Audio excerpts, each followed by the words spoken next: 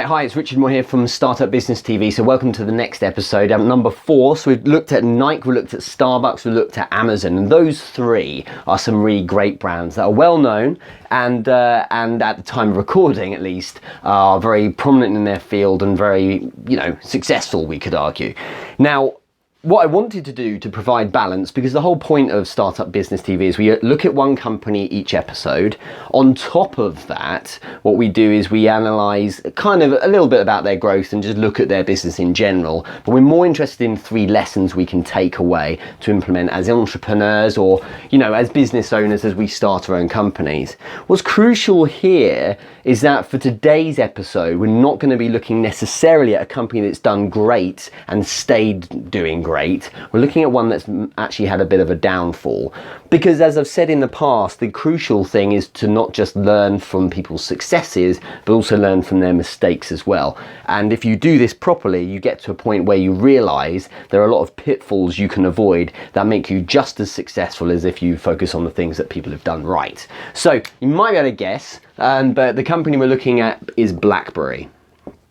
Okay, they are actually conceived in 1984 as Research in Motion, or RIM as they might be known. There's a guy called Mike Lazaridis. This is over in Canada, and he actually dropped out of university.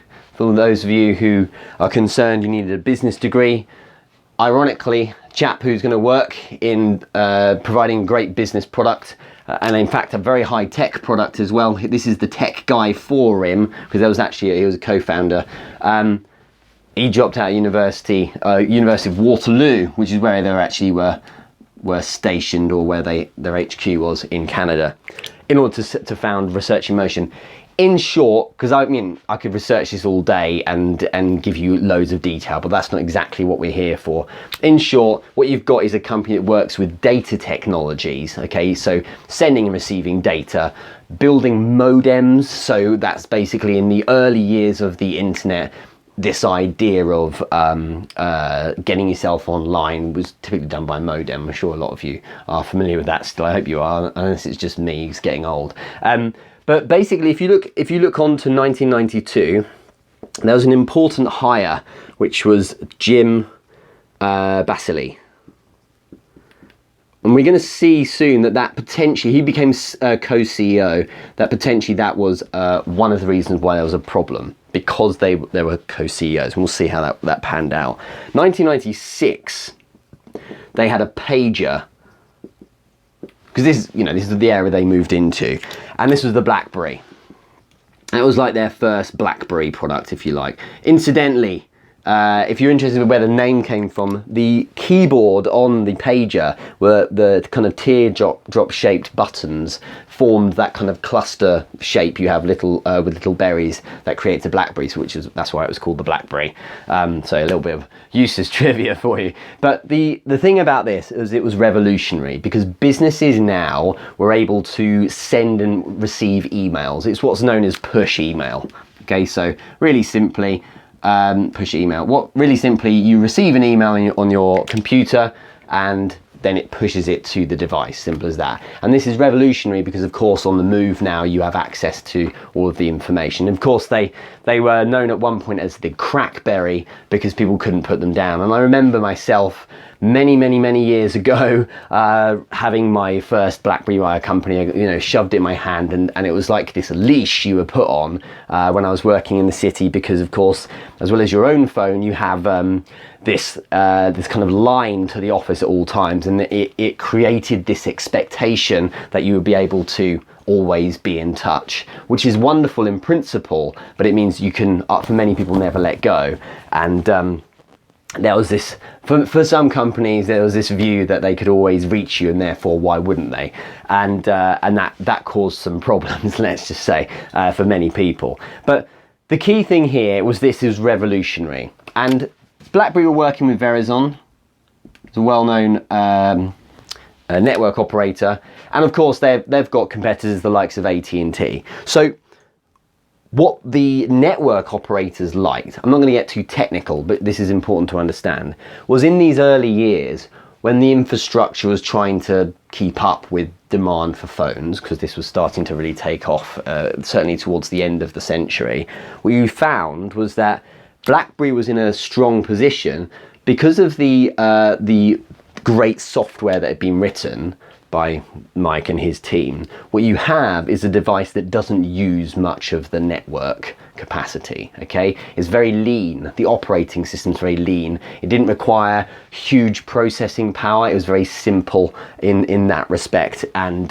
you know, it didn't need huge amounts of hardware to make this thing work. It was tremendously light, if you like, in terms of what it was demanding from the hardware and the infrastructure.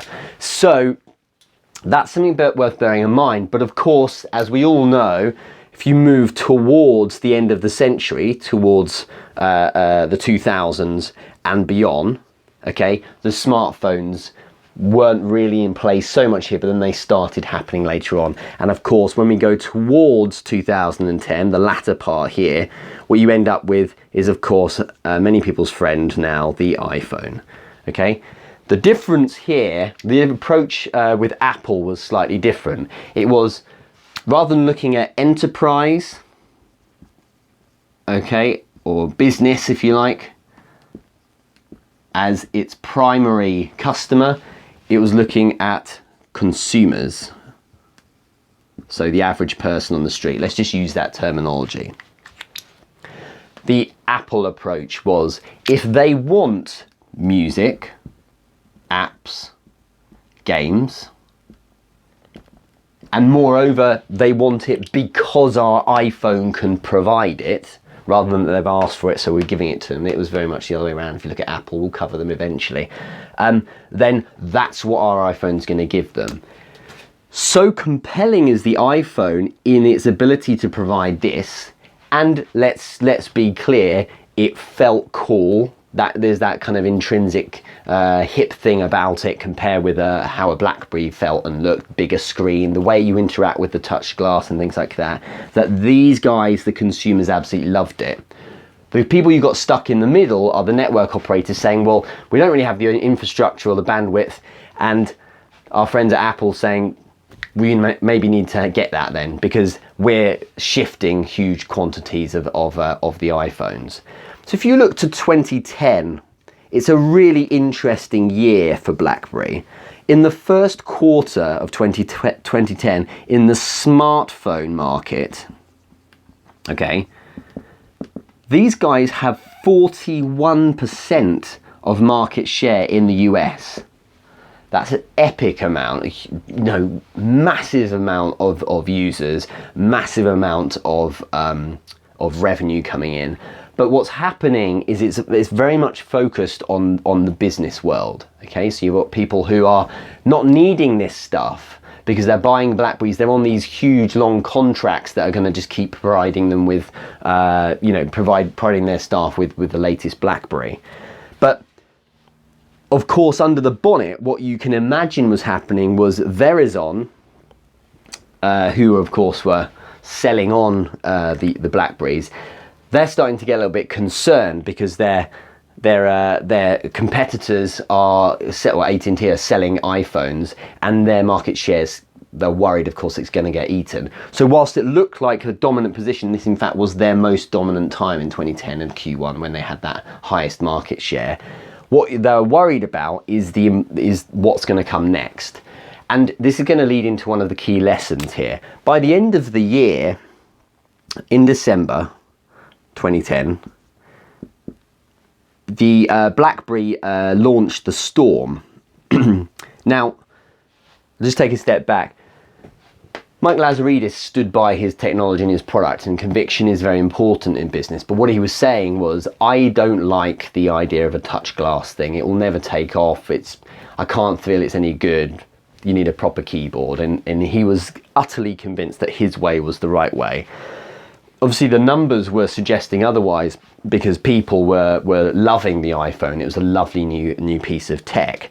So he had meetings with the people he was selling his phone to, which actually was the network operators, and they're sitting there saying, this thing is gonna kill us. We're looking for our iPhone killer.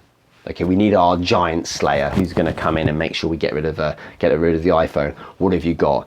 And you know, he looked at other models and things like that, and he was losing them. And until he told them about the Storm, that it was not going well. So basically, talking about the Blackberry Storm suddenly got them excited because here's their first touchscreen smartphone.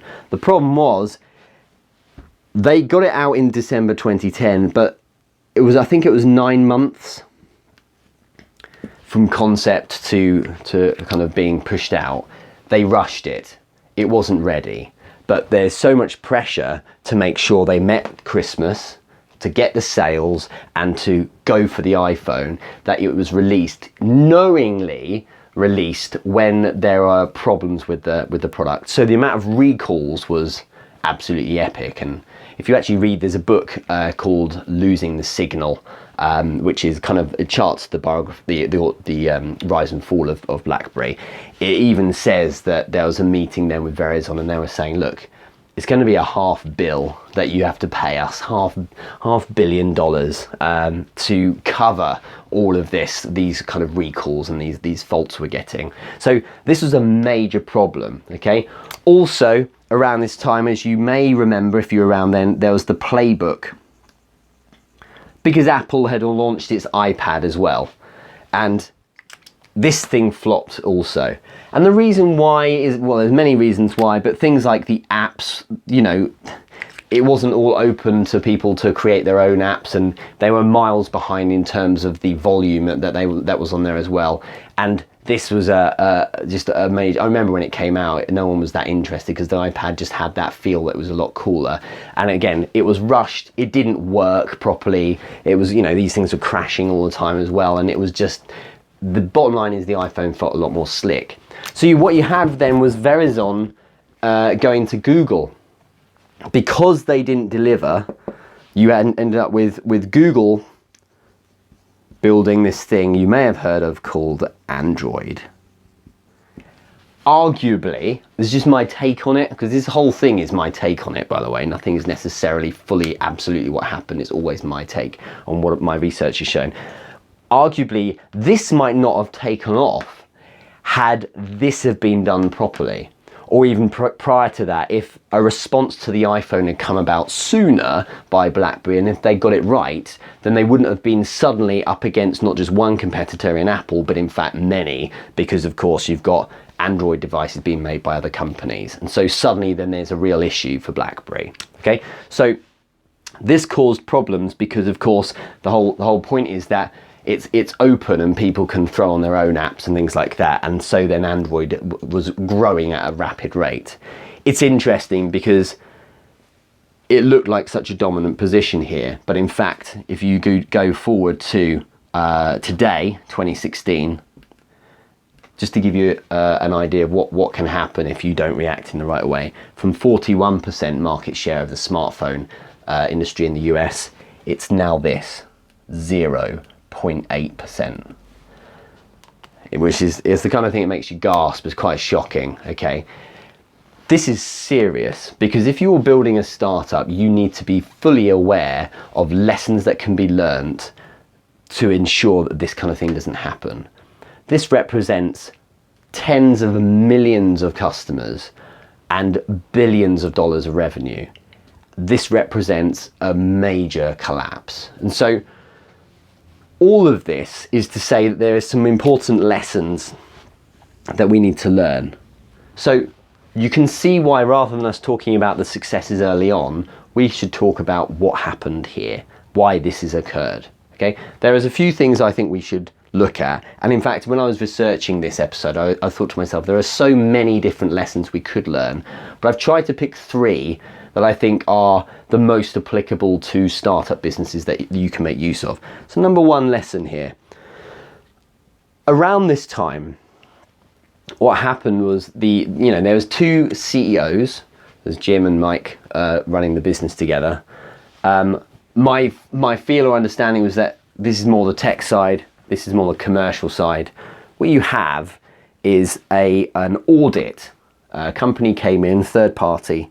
Well, that's not the lesson, but a third-party auditor came in to have a look at the company, why are things not going so well? Why are we losing huge amounts of market share? Let's look at the structure of the business and things like that. And one of the things they suggested was that what they do was get an independent chairman to manage things between these two CEOs, okay? And we'll come to what happened with them in a minute. And in fact, if you read the Essays of Warren Buffett, which is a really great book, I would thoroughly recommend. One of the things he mentions is that there's real value, or he suggests there's real value in having an independent chairman, because of course that's someone who can, independent, what I mean is sitting outside of the company. He can come in and say, right, you guys are running your company, but let me kind of steer you and have a more of a outside perspective on things. And it's a good way of kind of refereeing, and it would have been a good idea for these two CEOs, the co-CEOs. So the first thing is to listen to educated advice. Now, this isn't all as clear as day, because when the auditors were in, there are some kind of he said, she said style stories that suggested that they weren't allowed access to information they needed, and they were blocked a lot in getting a full effective audit. But what was clear in their report was that there should be a chairman sitting above the two CEOs to essentially kind of police things and help guide. What they eventually did was appoint a CEO, and they put Mike in as the CEO. So they appointed a chairman rather, and they put him in as chairman. And I believe in fact Jim as well. So they end up with an internal co-chairman role, and it didn't really. That's not going to help anything at all. If you have, I've put in educated advice, because if you have just advice, that could come from anywhere. With all the greatest respect in the world, if a family member gives you some advice, it might be a bit of a waste of time, because they might not know what they're talking about. So someone with the right credentials, who's done the research, who's saying, seriously, you guys really need to do this, that is something you need to really pay attention to. And with your startup, there is value in speaking to someone who either is maybe a consultant who can come in and audit for you, or someone who's a mentor of some kind, or an expert in the field who's done what you're doing and has got to a successful level. Just invite them in, say, look, this is how it's going at the moment, what are your thoughts? And it will be often the case that they'll just see something in a slightly different way, and it's worth listening to that, because if someone knows what they're talking about and they give you some advice, they probably have a fair reason for it. Even if you don't act on it, you should at least give it some serious thought. It's a mistake to not get any advice at all. It's a bigger mistake to not listen and act on educated advice, okay? So they should have done this, because that would have been a start point. And of course, I'll show you in another lesson as well, but there was a lot of advice flying around that was actually very highly educated based on what was going on, that wasn't listened to by these CEOs. One of the bottom lines was, in our second lesson, is that there wasn't enough listening to staff as well. Now, you might be thinking, well, how do I make this fit? If I'm a solopreneur, as the term is being used at the moment to suggest one person work on their own, if I don't listen to how can I listen to my staff if it's just me? Well, fine, but listening to the people who are helping you or working around you, those who are in your kind of ecosystem, those who are eyes and ears on the ground, if anyone's selling for you, if anyone is working in your space, any forums you're on, any groups you're in Facebook, for instance, things like that, listening to these people, because these can be, in a way, at least they're still educated, but these are people who know to an extent what they're talking about. The problem here was that people were saying all the time, look, Mike, we've got problems, okay? And he had a load of directors that often weren't asking questions in board meetings. There was a stubbornness, it seemed, from the research I did, that really the Blackberry was doing great. It was fine. It's a wonderful product. The tech is fantastic. And so that what happened is you end up with this kind of this conviction that the product is so fantastic because you're in love with your baby, but what you're ignoring is the world around you. So listening to the staff or you know, those who can advisors, or listening to consumers. Okay, because at the end of the day, if the consumers want a smartphone that has a touch screen and they want App Store and they want music on it, that's what you really should be thinking about, because you can't run off just business alone. When if you want to be a globally dominant brand, you've got to be thinking about this as well. And the thing that really flipped it and really made a big difference was this thing that started happening in the 2000s, later in the 2000s, and after 2010, I really experienced a lot of, which was BYOBD even. Bring your own device. It was seen that, you know, seriously, we were walking around with 2, sometimes 3 phones at a time, and it just got a bit too much. When the architecture was in the right place to us to finally get our own phones that we had and loved, our iPhones or our Android devices in the office, and have our work email pass through to those, suddenly these guys were in epic trouble, because it's no longer a case, well, they had that hold, actually we can do it with our own phone anyway. And when businesses, their major focus point, when businesses started moving towards this culture of bringing your own device in, because of course it's so much more cost effective. Think about it, if you don't have to pay to buy Blackberries for your staff because they already have their own phones, and because you can just send on emails that way, suddenly, you know, life gets very difficult for those who have one customer really. So by not listening to this, it put them in a real position, basically, of huge vulnerability, because not only were they very shaky here, now they're really shaky here. And the likes of iPhone and Android, of course, then were able to eat straight into the business side of sales, which is one of the major driving factors of getting this number right down to 0.8% as it currently is. Okay, so you've got to listen to those around you who are in the field as well. So people you bring in, listen to those. So consciously bringing in advisors to audit and give you advice and sit inside the company to look through the books. If they're going to give you that kind of level of educated advice, you've got to listen to that.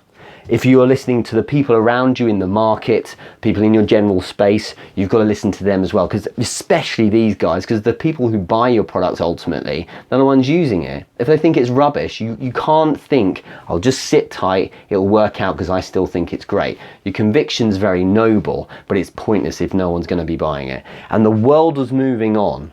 Okay, the world was moving away from these buttons, and you can't be too subjective. If you want something, if you like something, that doesn't matter. What it needs to be is what your customers want. Okay, simple as that. Because if your customers want something, then now the people with the money at the end of the day, they're the ones going to be buying your product. And number 3, this is difficult. It was difficult to think about, but I think it comes back to the episode we did on Amazon, very similar to that. I think it's important to innovate, okay, for your customers. There was an interview that Mike Lazaridis, I believe, did a few years back, and he was, way back in fact, about 10-15 years ago, when he was quoted as saying, we shoot for the moon and we either miss it, or we either hit the moon rather, or we miss it and die. That's it. We have this one offering, we have this one thing, it's Blackberry, and it either works or it doesn't. So no diversification, no innovation in the sense of doing other things like these guys are doing. So you got your smartphone, you've got your iPad, iPad, you've got the Mac that came out of Apple before that, of course, and myriad other products as well. They're so diverse, there's so many other things they do, and there's of course the iPod as well, and all these kind of things. So many different things they were doing that made them safe in that they were being diverse. While still in the same kind of space, they were very much more diverse. By not innovating for your customers and stubbornly thinking that people are going to stick with this one type of technology, you're basically going to kill yourself. And I think this is probably the most important, well, arguably they're all important, but this is probably the most important lesson, because so many times I see startup business owners who come up with an idea, they build that idea, and indeed it may do very well. But when your idea does very well, it's easy to think that that's how it's going to be. And if you have success, why wouldn't you get more success? And it may be that that goes on for a long time, because when we were at the start of 2010 and BlackBerry had 41% market share, to an outsider it looked all rosy. But they knew inside they had shaky foundations because the world was moving on. And in fact, there was this kind of momentum. They're still shifting huge volumes of BlackBerry handsets every single week. But ultimately, they're aiming for a brick wall because, of course, they hadn't had this other innovation around them. So what you need to be thinking is, when things start to progress and go well for your startup, what is going to be next? So this is why you have to start listening to the staff, the people who are working with the product, and saying, do you know what, it's just not as good as this other product out there, is what our competitors are doing. Or people in that space who are saying, sorry, you haven't checked out this thing, it's much better. Or the consumers saying, but I don't like that, I don't like the vibe of your product, we like this. There's this tribe or this gathering and this movement around things like an iPhone, for instance. And so as a result, we're gonna buy that because we think it's a cool West Coast tech, Silicon Valley tech we're into, and so that works for us. Whatever it might be, if you're not going to respond to that and give them something they're going to really want, then you're in a lot of trouble, because you're hoping that the status quo will remain so, but in fact it will never be the case, ever, for any business. Things will always move on. And a great example, if you look at Microsoft with Windows, I would be interested to see where we are in 10 years from now, because already things have evolved. Originally it was Windows everywhere, and iOS, which was with Macintosh, with Macs rather, it was way back and very little was in terms of traction. But now, you know, there's so much more catching up that's going on, and you'll find maybe in 10 years time that Microsoft is an also ran as opposed to the 100% dominant operating system on PCs when you buy them. So it's difficult to believe when things are going so well that they might take a downturn. What you need to bear in mind, and this really is the crux of the lesson, is you need to expect that things will move on. And therefore, you need to appreciate that unless you innovate, you will eventually decline and fall. Okay? I'll say it again if you're taking notes. Unless you innovate, you will eventually decline and fall. Because it suggests, to not innovate suggests that you are, that being static represents the market you have and the people you have. But things are changing all the time. There'll always be new tech, there'll always be new ideas and new movements, there'll always be something new. iPhone right now is really dominant. It may well be in 5 years from now that no one has an iPhone, and it's hard to believe it, but if this happened to BlackBerry, it's possible it could happen to iPhone. And it may not be that they don't innovate at all. I would be stunned if they didn't innovate and build new products, but it may just be they don't innovate well enough and something else comes along, okay? Think about taxi drivers as well. It's a perfect example. Uber comes along and suddenly it's a case of, well, okay, we're in a little bit of trouble, but then the taxi drivers can say, yeah, but we have the knowledge, you know, we know where things are, and so we've got that kind of, we've got that power in that we know we're experienced cab drivers. Uber's like, no problem. When you decide to sign up and drive for Uber, not only do you get paid through the app, but also we give you the directions. Why do you need to know where things are? You got the directions in our app anyway. So suddenly they're cutting the legs out of something that's been the stalwart, is really traditionally a dominant thing, is taxi drivers. And it'll be really interesting to see how people respond, you know. And maybe that's the end of it. And it may be in turn then that the Uber, unless it innovates, it might be in 5-10 years time that it starts being completely losing its market share, because, I don't know, maybe driverless cars come in, and if driverless cars come in, then taxis become even more prevalent because they're cheaper from a business that sets up driverless car taxis. And if people adopt it and go with that culture, unless they innovate and do something about it, Uber then may fall away as well. So it's interesting to see how things can rise and fall, but the bottom line is this: if you don't innovate, if you don't always think, like, what will the next thing be? And I don't mean just start building something and then jump onto the next thing. Go make that successful, start running with it and give it some momentum, but always be thinking, where are we going to go next?